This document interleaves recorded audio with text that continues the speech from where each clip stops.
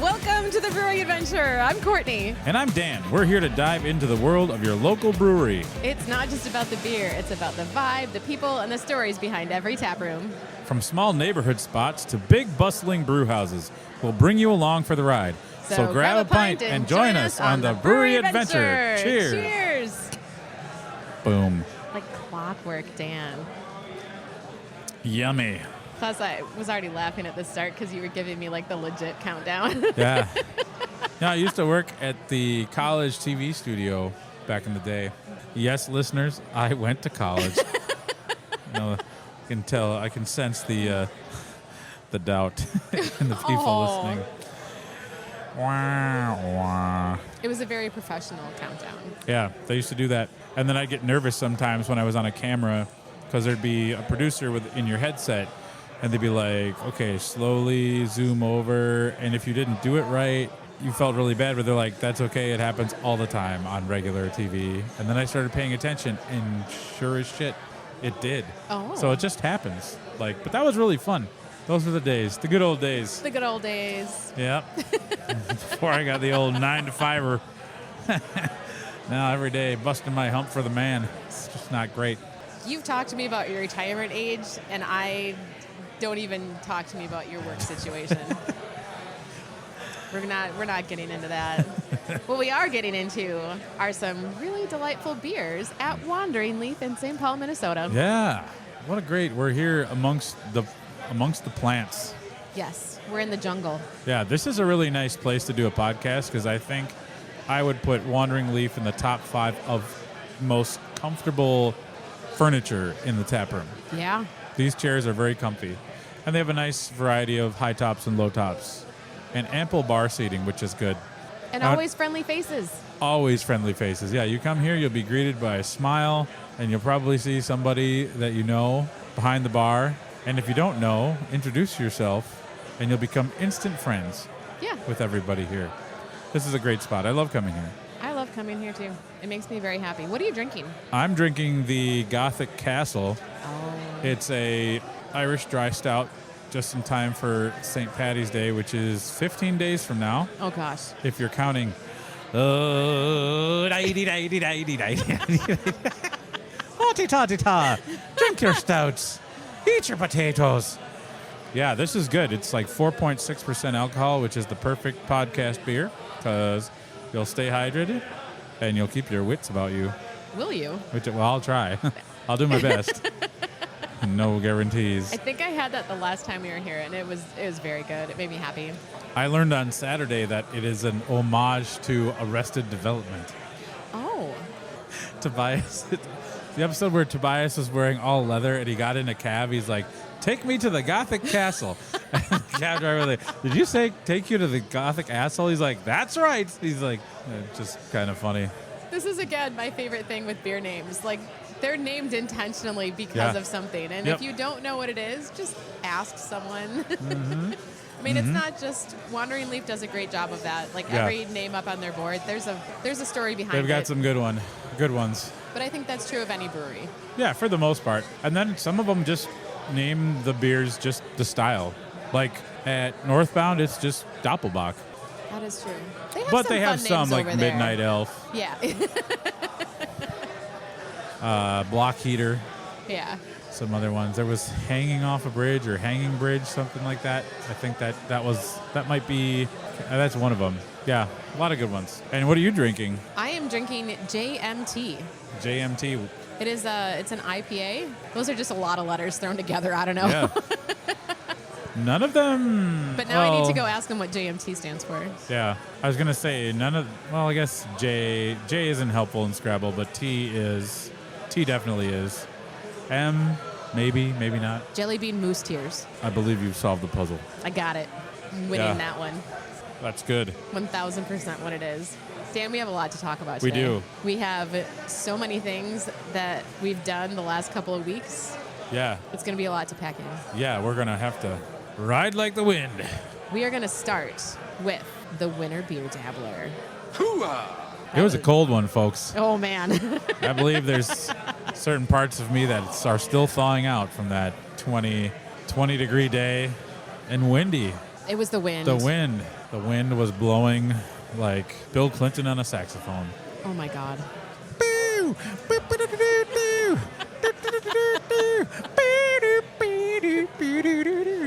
Have you ever been sax rolled?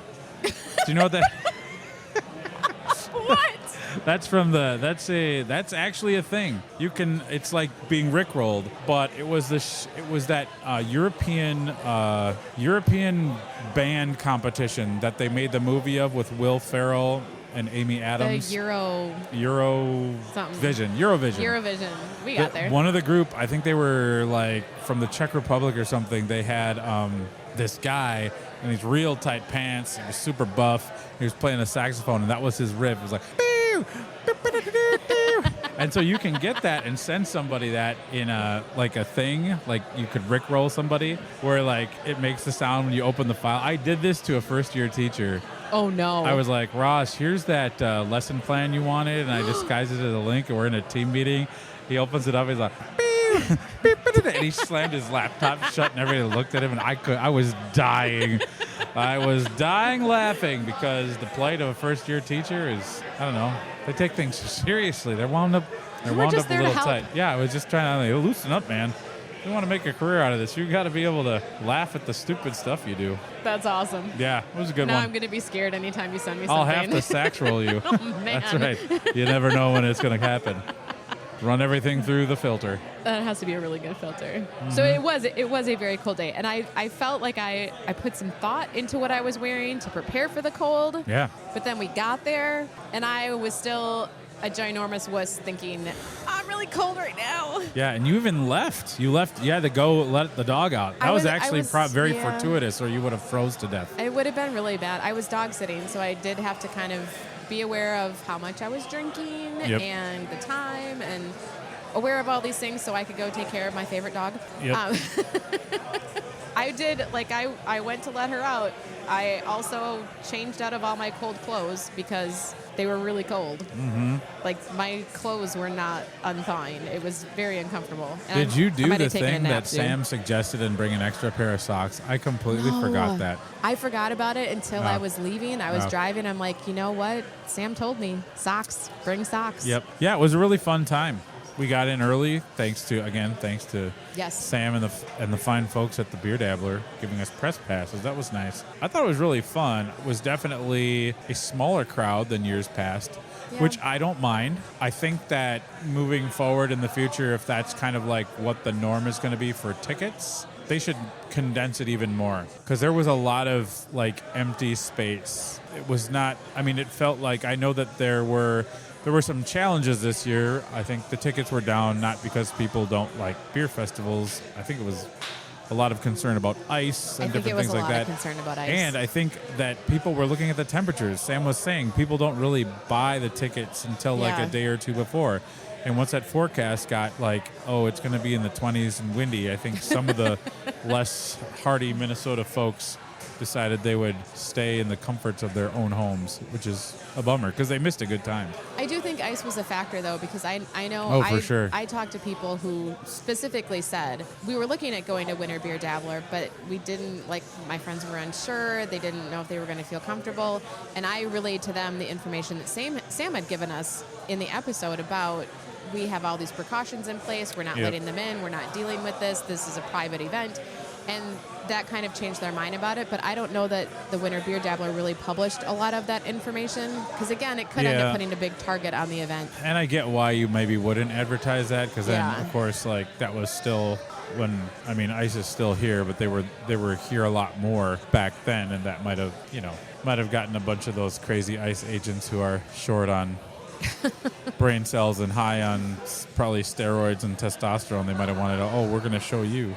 Yeah. And so no matter how many people were there, it was a very fun event. I thought there were a lot of good beers to try. Yeah. There was a lot of people from breweries who were there having a good time. It was really fun to stop by and just kind of connect. On the one hand, selfishly, if you're there for press and you want to get information and talk to people, it's nice when there's not 10,000 people that you have to wade through. I wish more people could have been there to enjoy it, but it was nice to get more FaceTime with people and feel like you're not bogging things down by chatting with people. So I haven't seen the folks from Drecker for a while, so it was nice to chat with I had a Drecker Darren. beer, Dan. Yeah. Which one did you have?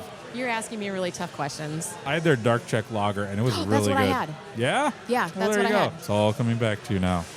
I just need little reminders. That's yeah, what I had. I think they're very much known for their IPAs and their sweet pastry stouts. But they're lagers that I've had, and it hasn't been a ton of them, but they are very, very good. And so I was talking to Darren about how things are going up there with ice, and he's like, I hope this is like, I hope it's tamping down, because they're definitely noticing even up there in Fargo, it's just doesn't feel great. And Fargo's much more conservative than the Twin Cities, but yeah, I'm glad they came down. Got to chat with Sanoon from Dangerous Man. Got a lot of good information from their transition as they move on. Now it's been announced that they are opening up in Northeast. They'll be taking over the Head Flyer space, and the Head Flyer tap room is going to cease to operate, but their brand will still be around, so you'll still be able to buy their beers and packaged product. So kind of the best of both worlds. But I'm very excited to be able to go to Dangerous Man, again, and they're located right on my way home. So that's a very easy stopover. So I'm just excited. I'm excited to bring back that Northeast tap room vibe from Dangerous Man. I think that will be really cool. And there was some talk of them going to a suburb that we don't need to talk about. Right. I'm very glad that they ended up with a tap room in Minneapolis, because that's just, it's fitting. That's where they belong. Yep. Yeah, I was chatting with another brewery owner who tried to give them some good advice about, maybe explore some other options than the southern burbs. It might be a better opportunity for you. And I think where they're landing is going to be great. It's going to be, there's tons of traffic. They're right in the heart of the Northeast Minneapolis beer scene in the Miller Textile Building. So that'll be really nice. I've only been over to Head Flyer once. Their beer was fantastic. That location is great. Yeah, it's very cool. And that's a good coffee shop next door. 5 Watt. Woo! Chef's kiss. Delicious. I'm really excited for them. Yeah. While you were talking with Dangerous Man, I was making new friends with the garage. You were at the garage. Except I was thinking you were going to be having like a short, normal conversation with the people at Dangerous Man. I dove in. You dove in. And so I was over talking to the garage, and I felt like I was biding time because maybe you were going to come wandering over and join the conversation. And I did eventually. Just kept talking, Dan. That's fun. What did you learn? I did all the talking. I talked a lot. I was a flibber to gibbet. That's what happened, and they probably are hoping that we don't show up. They're going to have pictures of us when we walk in, do not serve them. They already talk those a lot. people. They already talk a lot. Yeah. I told them that we were going to be besties this summer. We had big plans to come do some bikes and brews with them. And did you ask them if they'd be interested in sitting down for a podcast? I mean, that would have been a good idea. I don't think those words came out of my mouth. Well, there's always next year. I do recall telling them I'd never had their beers before, so whatever beer they poured for me, it had better be good. Otherwise, I'm going to have to rethink my entire plan for the summer. That's extreme. Yeah. Okay. I mean, it was a normal conversation. That's par for the course. Yeah. Yeah, it'll be fun to get out there. I think I tried their light lager. Their something Johnson light lager. Was it Big Johnson? It might have been Big Johnson. So, yeah, I don't know. I don't love the name, but it was fine. It was good. I had, I think it was an amber ale or a red ale that was really good. Oh, okay. Cool. I was happy with it. And that was their first time at a beer festival. So I that's hope an intimidating beer festival to make your first beer festival. Yeah. I'm trying to think. There was a lot going on. There was sometimes when you do a little video, you don't think much of it at the time. Oh, Dan. And then it kind of goes wild. The water video that I did, drinking the... I don't even know if you've seen this. Oh, no, I've seen it. You're in the background, and I can hear you laughing midway through because I just went up and pretended I was a guinea pig at the water thing, and I was like... the internet really responded to that, so maybe I need to do more guinea pig / hamster drinking videos and up my status with the interwebs. It's your new shtick. It's my well... And a lot of people said, hey, thanks for bringing back Live from a Porta-John. I mean... Because people enjoyed that, too. One year... Dan, back to your Porta-John. Yeah. Oh. I was in the one next to you. That's true. You were a little... Having to deal with all my layers. You were given a play-by-play of... And all of a sudden, I heard you from the one next to me. I'm like, what is going on? Yeah. But you were just doing a live recording. It's fine. It's normal. Yeah, that's fine. It was good. Yeah, I was. And I want to give a shout out to Clock Out Brewing Company. Ooh. They're super nice. Andy and Tasha Klocko from Grand Rapids, Minnesota. They made the trek down.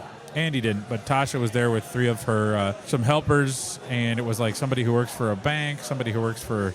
They were dancers, Dan. They were. Oh dancers. yeah, they were getting into it. So they all work at a different place in Grand Rapids, which is really cool. Grand Rapids is a very neat town.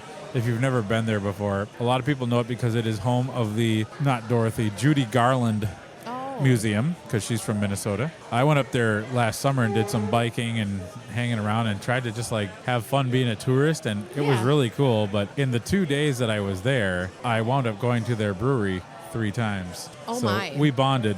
We bonded in a way that was very good. They became great friends. It's fun when you sit down with people and that you haven't met before. I had met Andy at the Minnesota Brewers Cup Awards, but then like we didn't know each other very well at all. Went up there, hung around, had a great podcast interview. Tasha showed me this, took me over to Rapids Brewing, which is the brew pub in town. We had great dinner. They had great bourbon. And we hung out. Then the next day I went for a bike ride. And after the bike ride, I just beelined it to the tap room to have another one of their Travelin' Jack IPAs. It's a very nice West Coast IPA. And then later that night, Andy texted me. He's like, hey, you want to come hang out at the brewery? I'm like, yes, sir, Babo. So after my steak dinner at the Forest Lake restaurant, I went back there and we had a couple more beers, and then we went back to Rapids Brewing to hang out with Bill Martinetto and drink some bourbon. Whew. It was a great day. A great way to cap off 2 days in Grand Rapids. So they were there. And folks listening, just go to a One Pint Stand, find my my interview with Klocko Brewing, and you can hear the story about Merkins. Tasha brought a oxygen, air. She needs air, folks. Does anybody here a marine biologist? We have. She meant to give me these at the Pride Dabbler, but she gave me a whole pack of. A whole pack of fake mustache fake mustaches, not fake mustache rides. I don't know where that came from. But they were company-issued face merkins from Klocko Brewing. And we had a lot of fun with those after the fest when we went to Insight. I have some great pictures. You did not tell me the story when I put one of those mustaches on. Oh, yeah. It was a face merkin. Yep. Had I known. You would have had several. Am I right? Like, give me 5. Can I take some of these home with me? Mm-hmm. Yeah, so I got to hang out with Tasha, which is always good. Josh from Heavy Rotation was there. Got to hang out with Emmett from Boathouse Brothers. So many other people too. It was just really fun. Sometimes you go there and it's just chock full of like volunteers, which isn't bad. But I like to have some face to face. Yeah. With the people that I've known who are, either brewers or owners or. Associated, firmly entrenched in the tap room. And the Wandering Leaf team, they brought, it was we Robbie started out the day. You started out the day. I just videoed it. Oh, yeah. It was time to, it's a little tradition if you've ever been to a beer festival and you happen upon the Wandering Leaf booth, they typically will have a 30 pack of hams and because, we are in the land of sky blue waters and nothing gets the heart beating faster than shotgunning hams at a beer festival. I'll tell you that right now. I've done it many a time, and it's fun. It was a group event, and it was the best way to start the day. Yep, yeah. So that was really cool. It was fun to bump into Megan Parker, who is now at Fair State, and for the longest time she was at Dogfish Head and Boston Beer Co. So it was fun running into her. Just like really, I was pleasantly surprised with the number of people that I ran into. Yeah. So that was beer family. That was really good. Yeah, beer family, beer friends. As they say, beer friends are the best friends. I mean, that's what my takeaway from you, Dan, that I keep saying. My friend Dan says. That's right. It's the old adage. So yeah, Winter Beer Dabbler was fun. It was cold. Did you? Yeah. What was the most impressive snack list that you saw? You were taking a lot of pictures. I took a lot of pictures. For the record, I did not wear a Cornish game hen. I know it's just another failure. I didn't wear a Cornish game hen. And I also did not bring Sam any blue crabs, which I do feel really bad about. Is it even blue crab season? I don't know how to source blue crabs, but yeah. But I feel like he put it out there, and somebody should have brought him some blue crabs. Yeah, that would have been epic. They also had some really cool sculptures. Yeah. Snow sculptures. I ran into my cousin Ross. I think his friend was the artist that did the Rebel Loon sculpture. Yeah. And then they did one of an ice agent that you could kick, and by the end of the thing, that statue was reduced to rubble, which I think was nice. I got some video of that guy carving that out early on. Yeah. And he gave me a great verbal description of what it was going to be, that it was going to be an ice agent with kind of like a hole in the back that you could kick. I thought that was great, but I didn't get a chance to go see what it actually turned out to be. Yeah, I mean, it's so weird when you get to a place. I think we got there almost an hour early. Yeah.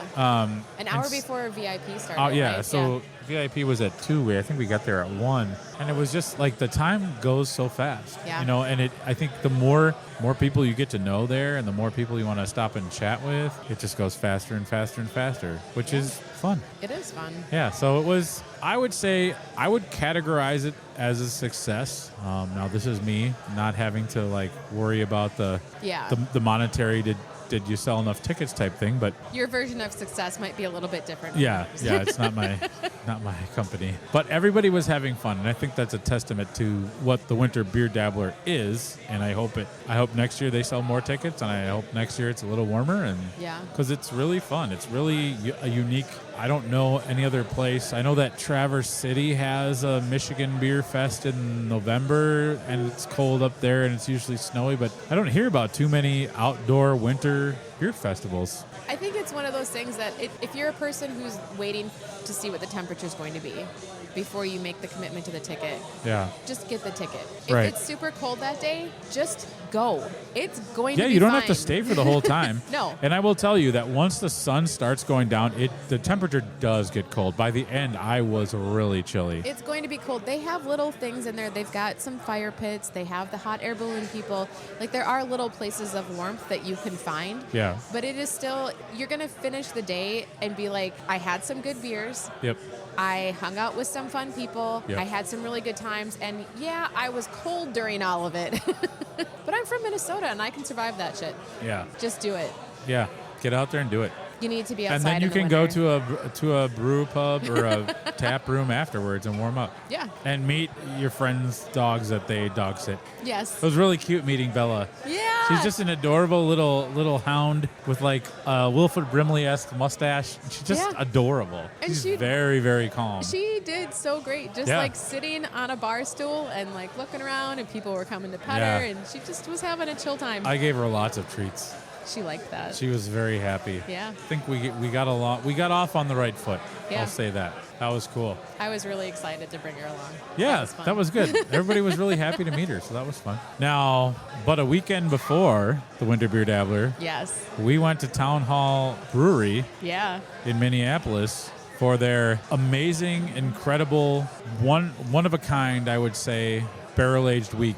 Yes. Event that is just, I think it sets the bar for what all other barrel-aged beer exciting events try to replicate. They do it so well, and they will not put out a beer that is not going to wow you. And this year they had 25 different offerings. That's crazy. Yeah. And so it was really fun. Now when we went, that was time number 2 for me. I did wind up going one more time. This year, yep. Yeah, you kind of have like, to. Time number 2 for you, like you've been doing this for years. Oh, yeah, it goes back a ways. It's such a fun event. There's so many special things, and no 2 years are the same.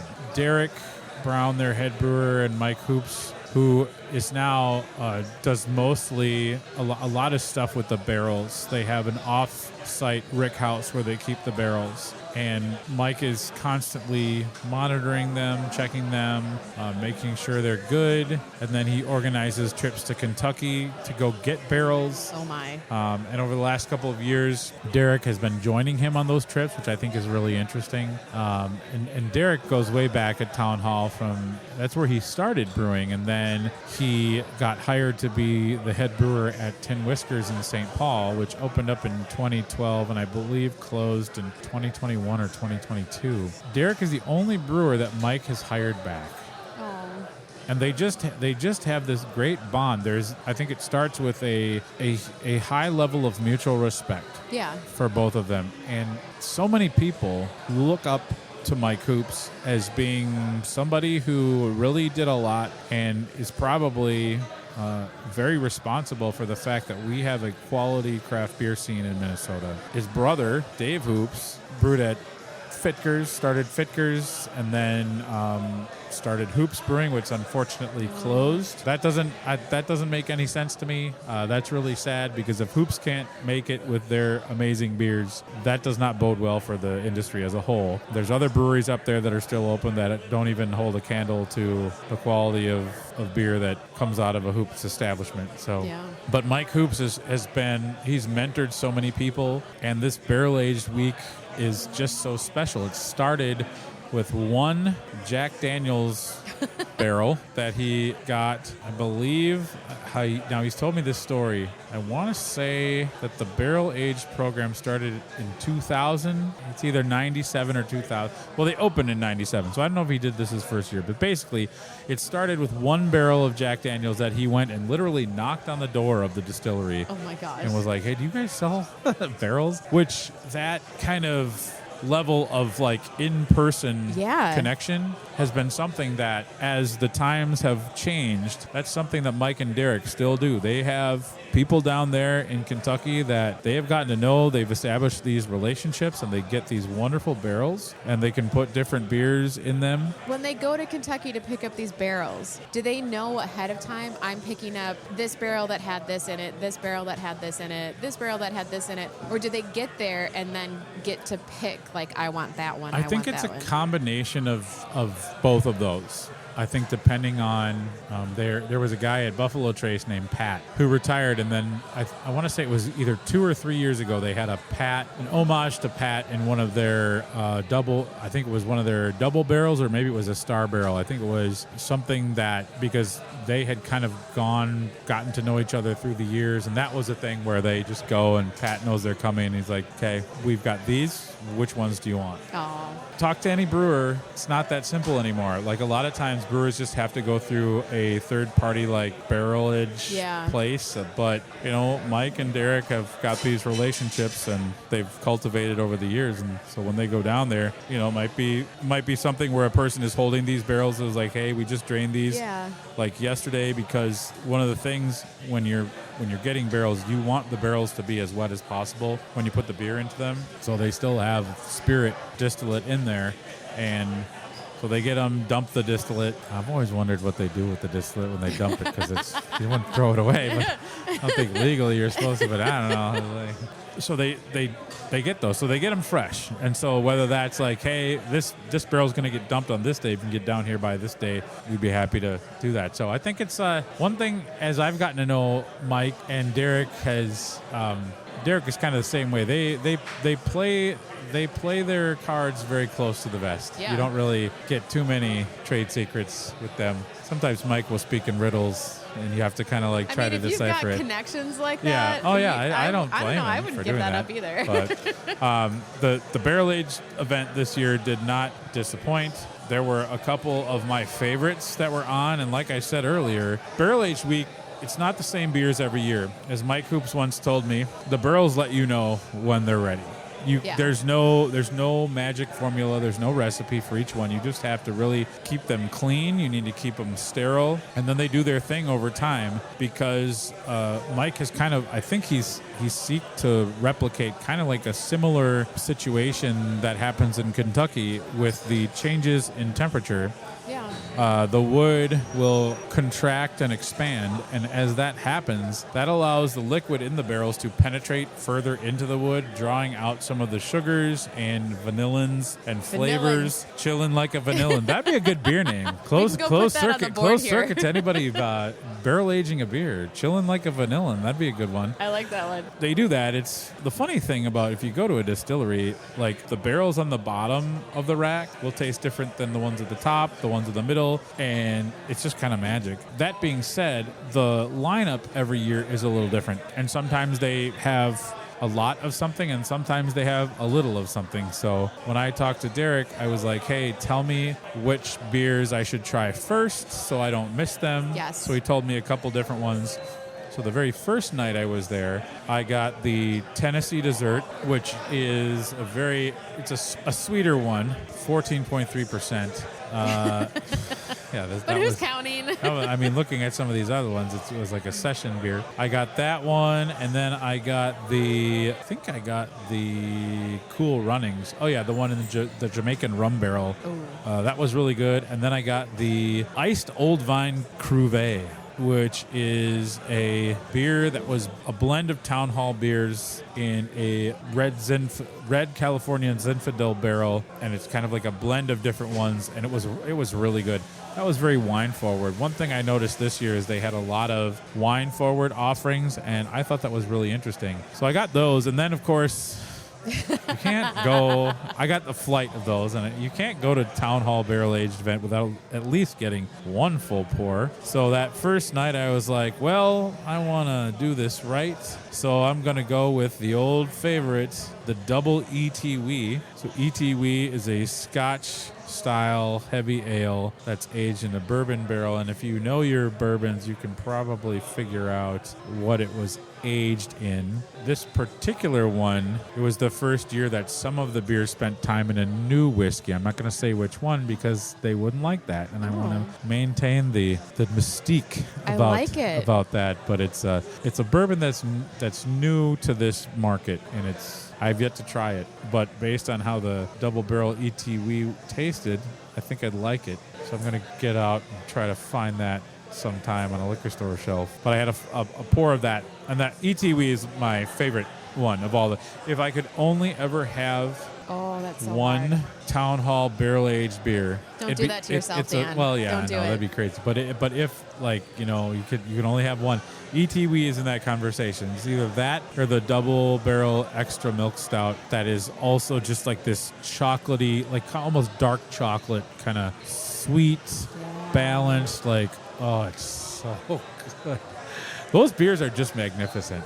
Now, this was your first year going, and I can imagine. I remember back to my first time at Town Hall Barrel Aged event. It's a little bit of a deer in the headlights experience. There's so many options to pick from. Yeah. What were your takeaways? I'm curious as somebody experiencing it for the first time. You helped me out when I got there and relayed the information about the Tennessee Dessert and the Old Vine Cuvée being low on supply. Yep. They're probably going to run out of those. You should get those while you can. So I put a flight together that had those two in it, and then I think later in the evening I had a second flight. I did pass some of those around and I was not able to drink them all, unfortunately, because that's a lot of really it is, and they're really all beer. very high. And that night I took an Uber, so I did not, so I was trying to be careful. That's but very I responsible can't. of you. I really want to drink all of this because everything I had was amazing. Just big, full flavors. Yeah. The way that they coax those, they get the beers, obviously, and you can try those beers on their own. They have those beers throughout the year. You can just try regular ETW, and it's good. It's a very good Scottish wee heavy. But when you add that barrel element, it just different. It's so kicks good. it up. It's like if you've ever seen the movie This Is Spinal Tap. He's like, this one goes to 11. Yeah, so it's like a beer going to 11. That's that kind of experience. And I wound up getting there 3 times and was really happy. I tried most of the things. I don't know if I knocked all 25 off, but that's a lot, Dan. I did my best. I think after that first weekend and the 2 times, I was doing a lot of flights. So, I mean, I got close. I knocked, I think when it was all said and done, I think I had at least 15. I'm going to make a little scorecard for you next year. So I tried my best. I was impressed. I don't usually go with the wine barrel aged ones, but they were really good. Yeah. So that was kind of fun. The rye wine was also very good. That was good. I like the bee sting. I had the bee sting. That was good. I remember because that was one that I took a sip of and I really liked, and then I think maybe Charles took that one and drank the rest of it. Yeah. It was really good though, but it had like a really solid honey flavor to it. And then the day 3 when I was there, I got the Juliet Oh, I had that one too. cherry. Yeah. Holy cats. Yeah. They did one, maybe it was last year or the year before. It was a pear version of that. Ooh. With pears that they get. So Mike always goes up to either rural Wisconsin or the UP to get his fruit. I mean, he really does spare no expense with the fruit that he uses. He's not using syrups or anything like that. He does not. Thank you. There's no such thing as a shortcut when it comes to Town Hall. And so that's also one of the nice things. Like you can go in there with confidence and know that every beer has been made with quality ingredients. Yeah. They won't settle for anything less. It's not in their DNA. And that to me is like makes it really special. Yeah. There's a lot of places that will put beer in a barrel. I was talking to a brewery owner one time and he's like, "We just can't wait to get some barrels." And I was like, "Well, why? What's the draw of that? Like, have you done that before?" He's like, "No, but like that'd just be cool." I'm like, "Not if you don't know what the hell you're doing. It's not cool. There's easier ways to flush money down the toilet. Just put your wallet in the toilet and flush." So I think that there's like just putting beer in a barrel, if you don't know how to take care of it, is kind of a fool's errand. Yeah. And you do have to understand. It's a lot of care. It's a lot of work. It's a lot of investment. I know we're going to talk about Lupulin's Big Beer Week, but yes, we are. are. Talking about the amount of loss that they get in a batch of beer in some of those bigger beers because they do spend so much time in barrels. There's evaporation when you're transferring. There's loss when you're brewing that big triple IPA that we'll talk about, the Onyx one. I mean, the yield out of that batch was not nearly as much as you would think. So it's like it's an expensive thing. I think brewery owners think it's like, oh, you put beer in a barrel, you can charge a premium price for it, and it's going to be great. Oftentimes those beers are it's like sold at a loss because you lose so much of the product along the way. It also seems kind of like a niche beer drinker beverage. Like right. I think there's lots of beer drinkers who are just looking for a nice, easy, light beer that are not going to get into barrel-aged beers or something that is heavier, that full of flavor. Right. That's not their thing. Right. That high in ABV. That's correct. I mean, there's a lot of things here. Yeah. So Town Hall Barrel Aged Week. Now, if you didn't make it to the Town Hall Barrel Aged Week, Courtney, you've got some good news for the listeners. We have some good news because there is going to be a encore for Barrel Aged Week. They are running March 2nd through the 8th. They have a bunch of the beers still available that you can go in. I think they're also extending it to Town Hall Station and some of their other locations. Town Hall Station is they'll close to me, the so Town I'm Hall very excited Station, about it. They'll do Town Hall Tap, and they'll do Town Hall Lanes. There we go. Those are the other. I'm waiting, Mike, Derek, and Pete, for you to open up a Town Hall east of the river, preferably in Como Park, so I can just walk there. But yeah, go to the station, go to the lanes, go to the Town Hall Tap, and try some of those barrel-aged beers if you didn't get a chance to get in there, because it really is liquid artistry. Yeah. There's no better way to put it. These are works of art, and we are so lucky to have Mike and Derek doing their thing and making these exquisite beers, because they're so hard to do so well, and they make it look like it's just easy peasy lemon squeezy. So they're so talented, and I have so much respect for them. Next year, I am just like blocking off time on my calendar. Yep, that's what you got to do. We're going to be spending all this time at Town Hall. That's Tell gonna be what happens. your boss you had to join witness protection for I am however many unavailable. days. That's right. Incommunicado, as the French say. What's next? What's next? Well, our next one is going to be Lupulin Big Beer Week. That's right. Big Beer Week. It's happening March 6th through the 15th. 10 days this year. However, it's the 10th anniversary of their Big Beer Week. Happy anniversary. Yes. Happy anniversary, happy anniversary, happy anniversary, happy anniversary. Yeah, that's very exciting. So we were up there on Friday night because they had Big Beer Week preview night. Yes, they So did. you were recording a podcast Yeah, episode of we did a One Pint live Stand. show. Yeah. In the stave, on the stage, in the stave. It was really fun. It's also the debut of their pizza venture, Yes. Slice Craft. All right, let's talk about Slice Craft for a second because we were there yeah. for Oktoberfest, Yep. and Jeff was telling us about this new food installation that he was going to put in. It was Yeah. going to be this like pizza thing, but it was on focaccia bread. And Dan, you were not having it. And I was like, focaccia, more like focaccia. Yeah. You've been very skeptical Yeah, that's the Of- perfect word. of pizza on focaccia bread. Yeah, And I've been like super excited. Like, this is going to be amazing. This is going to be great. You don't know what you're talking about. and every time she does that, I just, There's a I definite don't know. eye roll that goes I with don't it. know. Yeah. Well, I am happy to say that I was pleasantly surprised because their focaccia slices are very light, very airy, yet they have a really nice buttery crust that has a Yeah. nice crunch to it. But the inner part still has that kind of, it's very pillowy, has a nice just feel, and it did not feel heavy. That was my biggest fear. I thought it was going to be heavy. It's not I a heavy thought- bread. Right, yeah. And maybe I just haven't had really good focaccia, but to me, I just, it's just never been something that's wowed me. And I like bread. I mean, look at I me. live for bread. I clearly like bread. In liquid form, in bread solid form. I'll even huff the fumes at a bakery. So I guess in gas form too, I like bread. It's all good. But I was worried it was just going to be dense because when you eat something really dense, it makes you not want to continue drinking. And that's, people get full. People get full on beer, which I don't understand. If I have something like really, like if I eat too much before going to a brewery, I'm like, oh, why did I have an old 96er before I got here? I'm only going to be able to have 1.5 beers now. But it was not heavy. They do a Roman crust and a Sicilian crust. And I don't know which was which. Well, the Roman crust was the thinner one. Okay. So I guess pizza in Rome is more like flatbread. And so that's good. I liked the Sicilian bread too, the focaccia style. Yeah. That was really good. Their toppings were very interesting.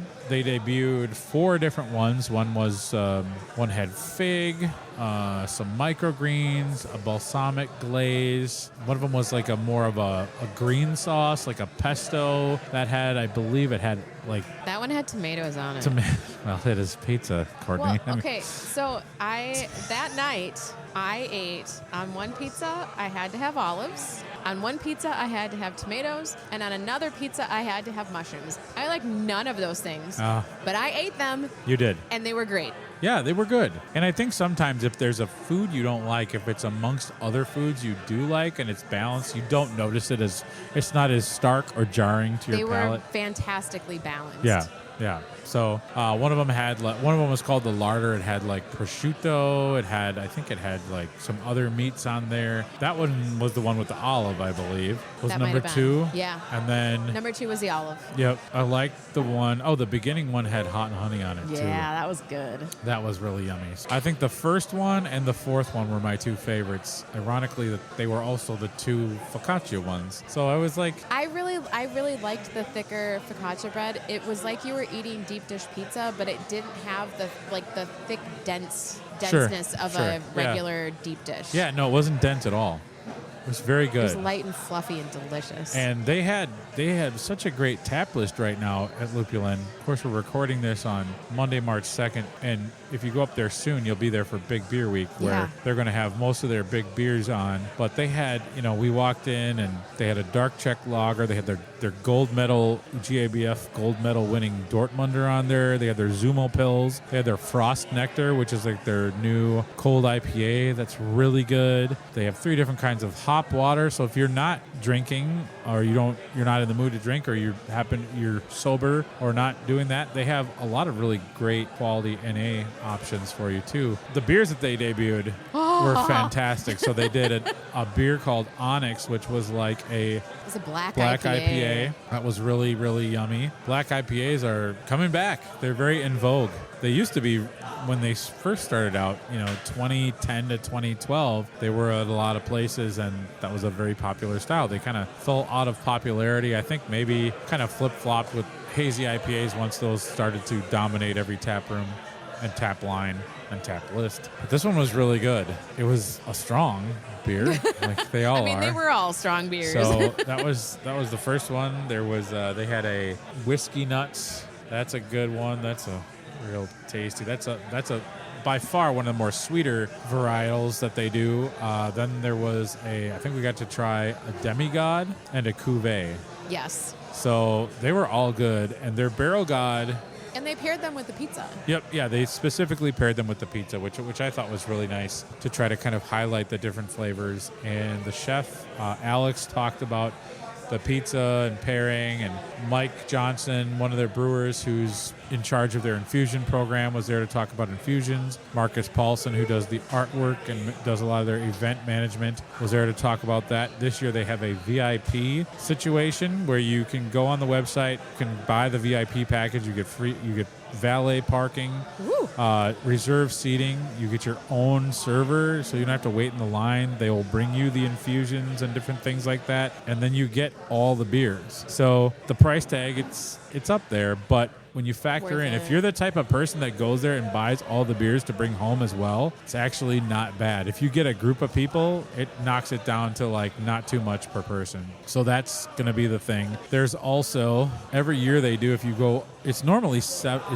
8 days. This year it's 10 days. And this 10th year, 10th anniversary, 10 days. If you do all 10 days, you have the option to buy the Big Beer Week starter jacket. And if you grew up in the 90s, you know what a starter jacket is.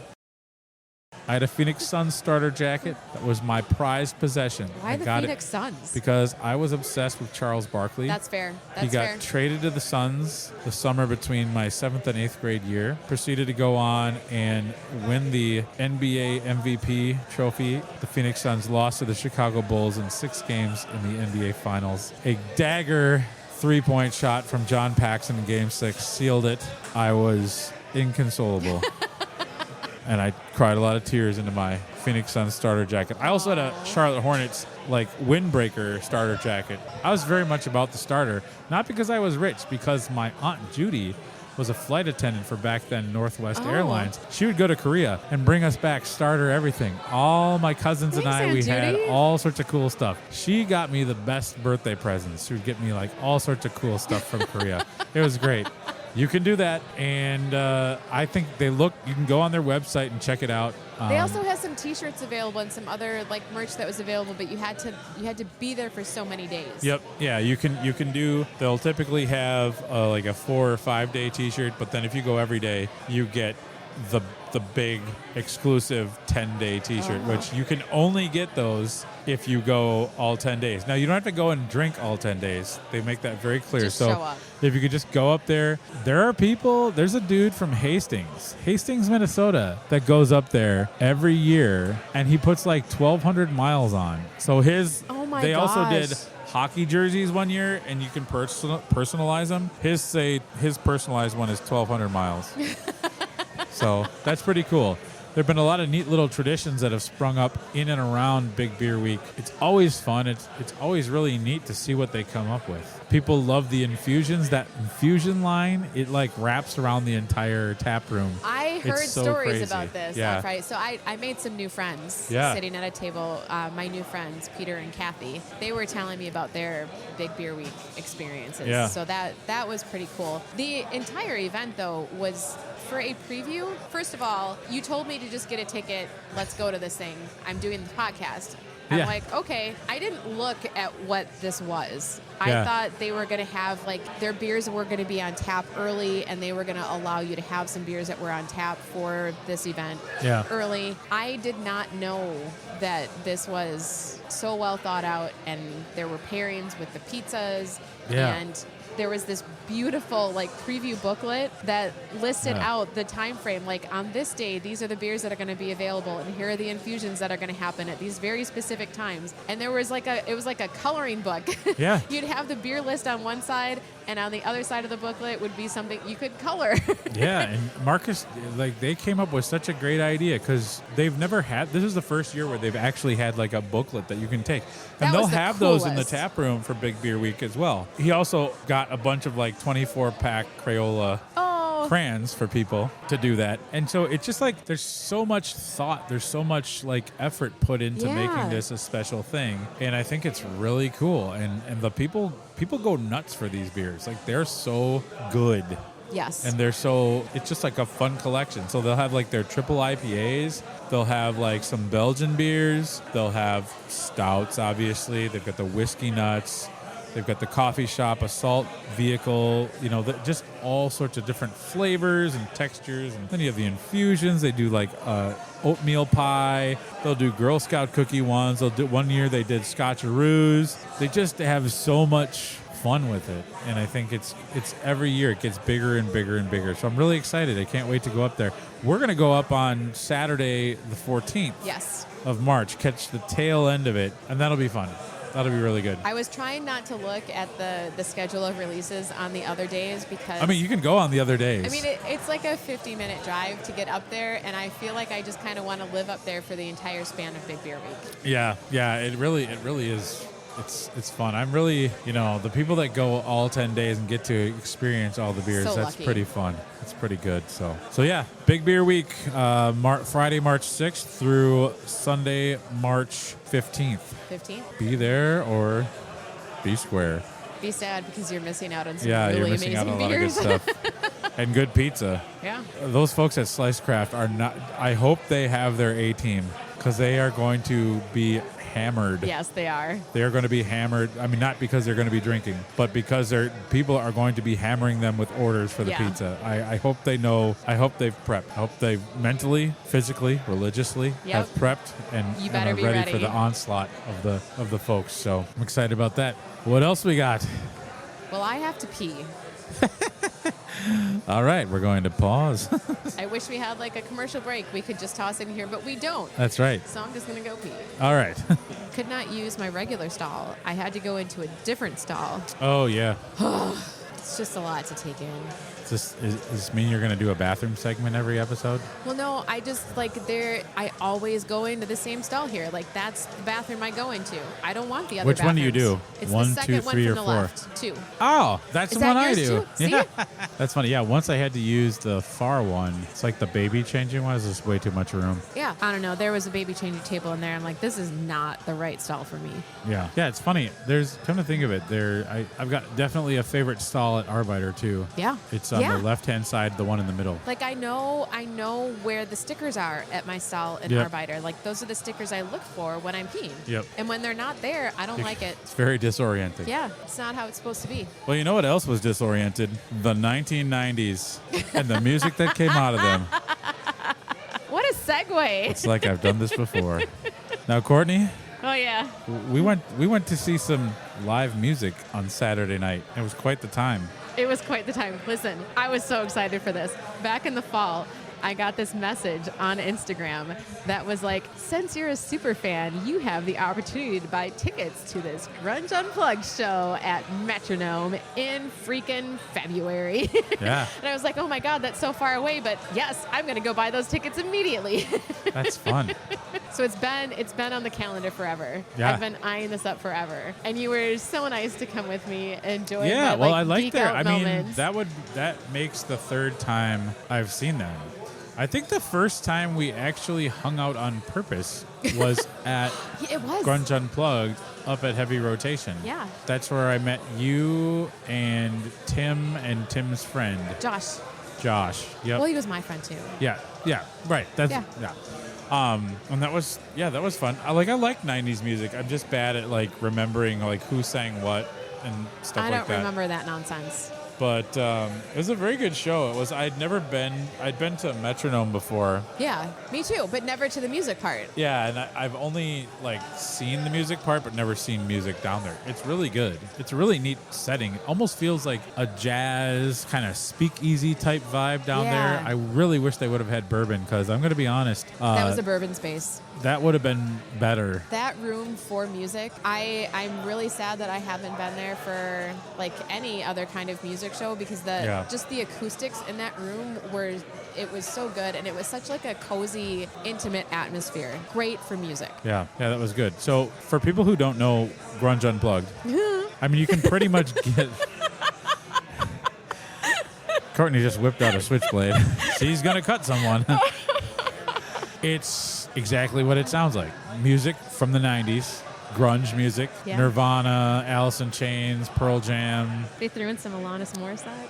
Yeah, like a lot of good stuff, but it's all acoustic. I really like the percussion element of their performances. That's really, like, I think they do a nice job of like getting the crowd going with that, because like sometimes with an acoustic set, it's hard to get energy. Yeah. I think acoustic lends itself to relaxation and different things like that. But I remember one of my favorite albums of all time was Eric Clapton Unplugged.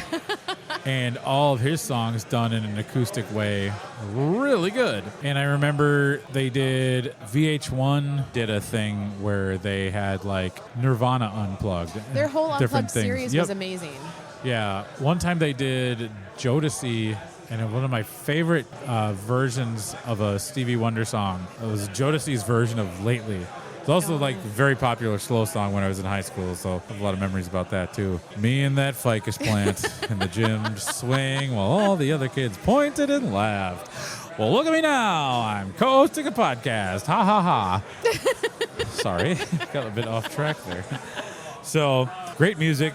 Good time, lively crowd. Lively crowd. And you should, I mean, don't be surprised if you get a call from Grunge Unplugged asking you to be their videographer. I think they realized this time what their mistake would be in that, because I really screwed up. You wouldn't stop openly weeping tears of joy. No. I mean, why is that lady crying over there? First of all, I can't talk to any of them. I don't have the capacity. And I think that was very clear. Like, we got there and we sat, like, on the back end of the bar. And I realized... Yeah, I was like, don't you want to get closer? No, I don't. And I knew I had ordered a sweatshirt and that they had started bringing the sweatshirts to shows to distribute them to people who would order them. So I knew... I saw that they had them up there. I'm like, oh, God, I have to go get a sweatshirt. And I remember them very specifically posting... You are going to have to come talk to us if you want to get your sweatshirt. And I felt very personally attacked by this because... That would explain why you brought a bazooka. That just seemed like a lot.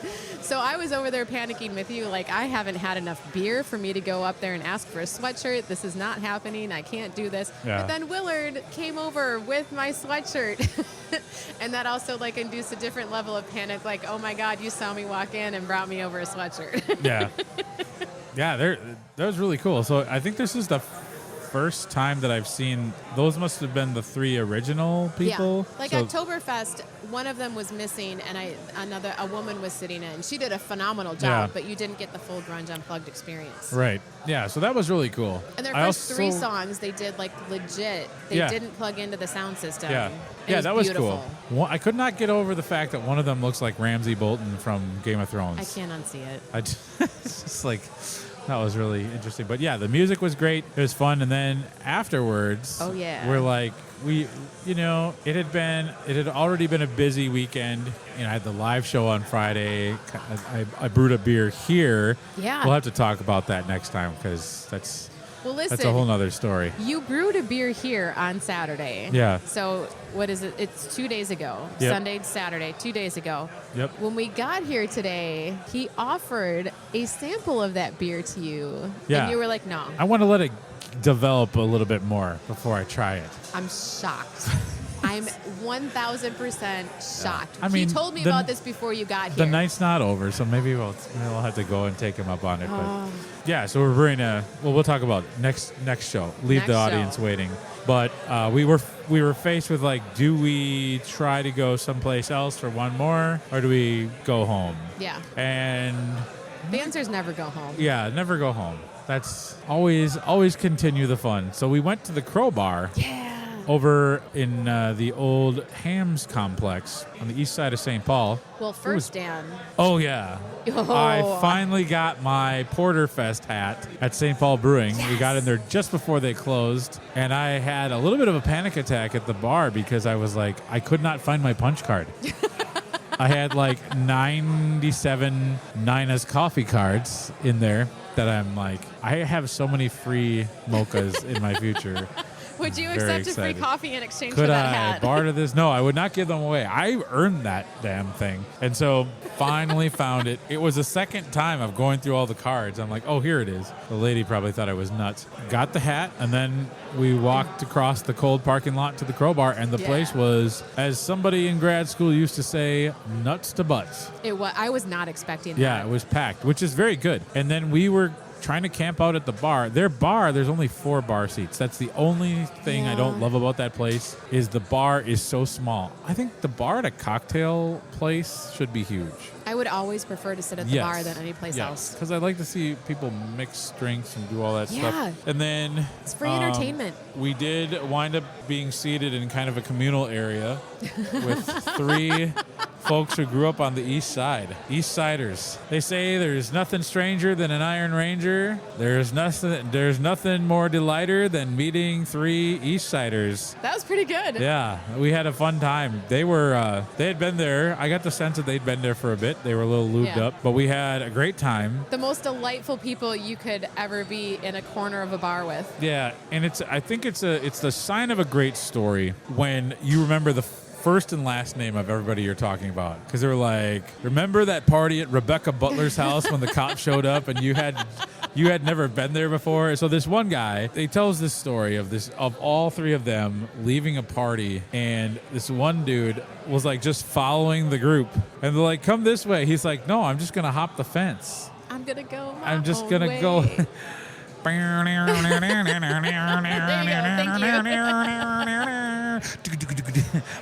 And so he jumped the fence not knowing that it didn't lead to like another yard. It was like into a ravine. So he wound up falling down a cliff and had to go to the hospital, and it was all scratched up, which was kind of funny. So they had a bunch of funny stories. They were the gal was very obsessed with Prince. Oh yeah, she was a Prince fan. We got a lot of funny Prince stories and little kind of mystery stuff about the tour and things like that. But we had a great time, and we had some great cocktails. I had a new one. Why can't I ever remember the names of these? I'm so obsessed with the other thing that was not the cocktails. Did I get the knock-knees? You had the knock-knees. Yeah. You got one that had a sprig of rosemary.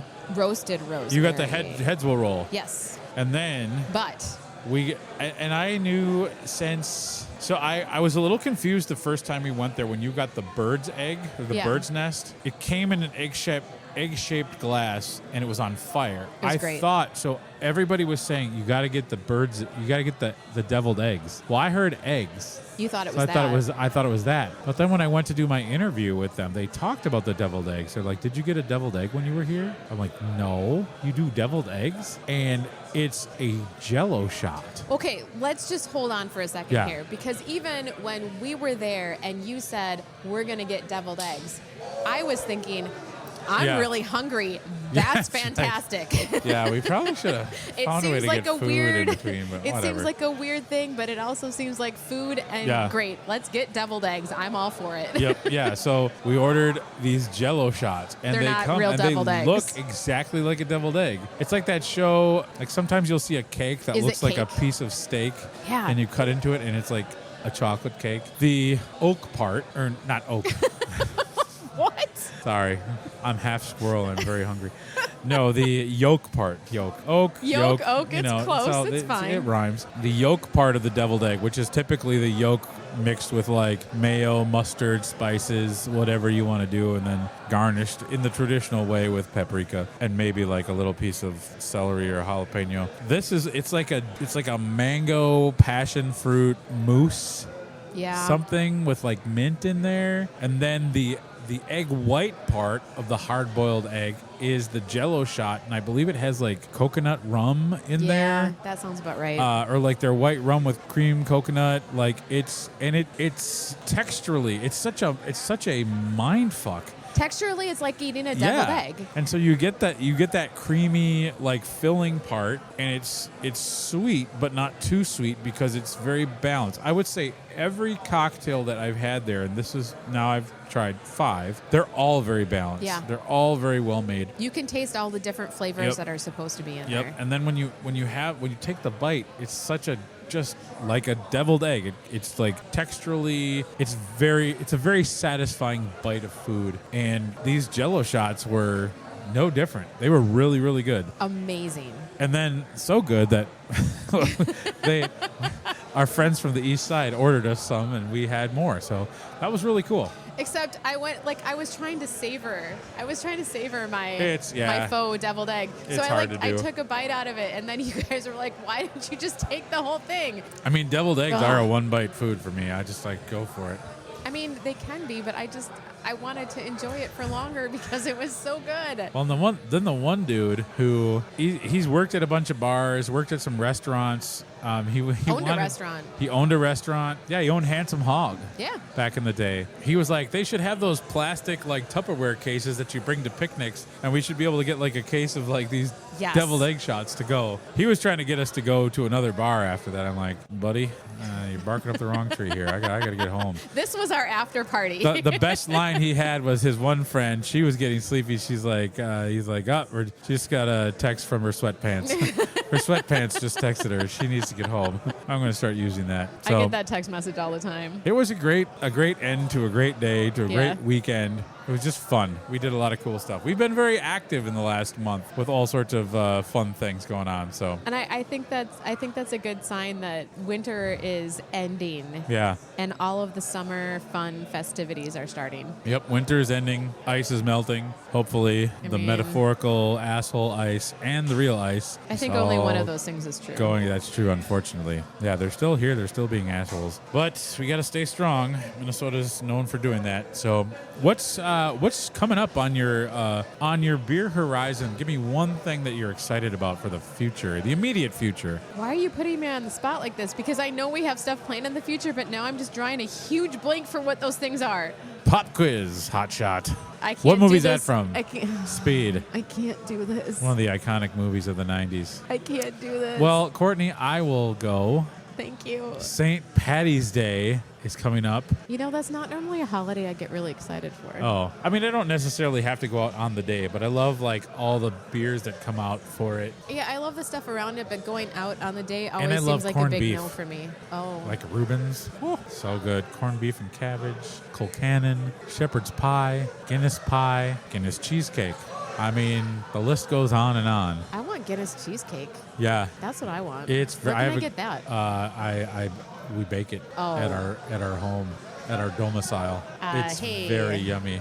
Dan, just let Karen know I'm coming over and we're Yeah. having cheesecake. Yeah, we could do that and drink some Irish whiskey and drink some new. Oh, I want to give a shout. Well, maybe we'll talk about this on the next episode. But Padregs canned their Dullahan's Dark, their Irish dry stout. It's got nitro in it, so you got to shake it a little bit In the can? and then pour it vigorously, and it looks like a Guinness. So that's something you'd be out if you're out and about shopping. Get some of that for the upcoming St. Patty's Day holiday and all your other favorite beers. There's a lot of really good Irish themed beers out right now. So. I would like to work Go on get 'em. vigorous pouring. Yeah, you just got to shake it, open it, and just dump it down. Boom. I can do that. Yeah. I can for sure do that. If you can play whack-a-mole, you can pour vigorous. I always thought nitro was like a no-no for cans. No, that's what the Guinness cans have in there. They have like a little. You ever like a can of Guinness? We've you talked pour about it, this before, and then Dan, you me and shake Guinness. it. It's got a wit. Oh, that's right.